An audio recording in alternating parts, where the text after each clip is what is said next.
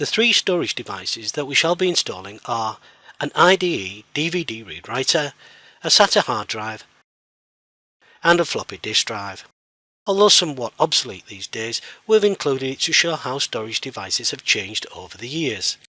And don't worry about the terminology, as we said it will become second nature after a while. First, the floppy disk drive.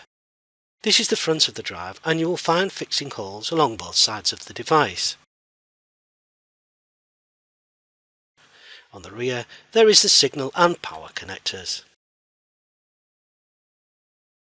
Here we can see a 3.5-inch spare bay. Slide the drive in from the front of the unit so the front of the drive faces outwards. The screws that we should be using are 4 fine ones. Screw each one in and align the drive before nipping them up. Don't over tighten them, as this can strip the threads. You will need to remove the hard drive caddy before you can insert the other two. The caddy is held on with just 2 screws. Then it will slide off the runners. The 2 fixing screws can now be inserted. The cable that we shall be using is a 34-way cable. Notice the twist at one end. You'll find the other end of the cable also has a 34-way plug with one of the holes blanked off. Here we can see on the motherboard the floppy disk drive controller. Once again, one of the pins is missing.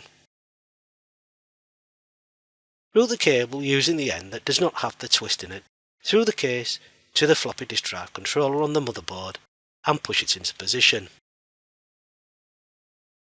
The other end that has the twist in it should now be pushed into the drive. Notice the white wire or tracer on the right hand side of this cable. This should always be aligned with the right hand side of the drive as shown. Next is the power for the drive. This is a 4-pin adapter known as a Berg plug.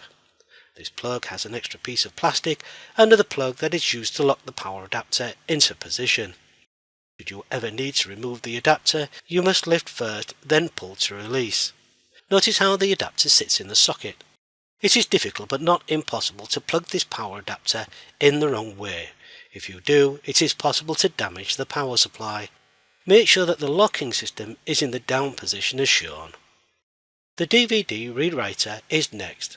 Once again, there are fixing screws at the side of the drive, and we shall be using fine screws. Slide the drive into a spare 5.25-inch bay as shown. Align the front of the drive before tightening the screws. This drive has an IDE interface and uses a 40-pin connector as shown here. It also contains 3 connectors and has a white wire indicating a tracer. This is the rear of the DVD drive, with the now familiar missing pin. And here on the motherboard the 40-pin IDE interface. Route the cable in the case and align the connector with the IDE interface on the motherboard and push home.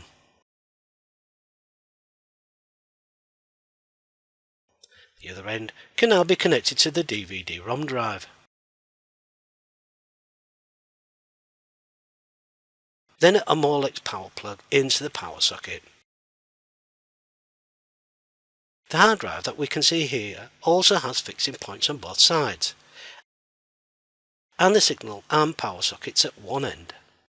This needs to be screwed into the hard drive caddy first. Lay the drive into the caddy with the power and signal connectors on the right hand side. Align the drive, then using core screws insert to each side. The caddy can now be screwed back into the case as shown. You should slide the caddy back into the 2 runners found in the case. Then secure the caddy with 2 core screws. Using a SATA power cable, plug this into the hard drive. Notice the shape of the plug that has been designed to be plugged in one way only. Next, a SATA signal cable. Again, it also has a unique shape. On this motherboard it will support up to 4 SATA devices, and these are marked as SATA 1 to SATA 4. Although not obligatory, you should use the port marked SATA 1 first. Route the cable through the case and plug this into the port. and the other end into the hard drive.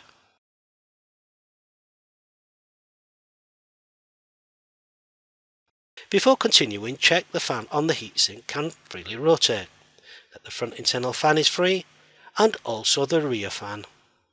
Connect the computer to a main supply and the monitor. Check that all three fans rotate when applying a power to the computer, and once again, if any of the fans fail to rotate, switch off and check the connections. Check the messages on the screen. This time they should be slightly different. Here we can see that the DVD drive has been detected on the primary IDE master, and that the hard drive on SATA 1. If the motherboard fails to detect either device, switch off and check the signal and power connections to these devices. Next we shall complete the wiring of the front panel, tidy all the cables and replace the side panels.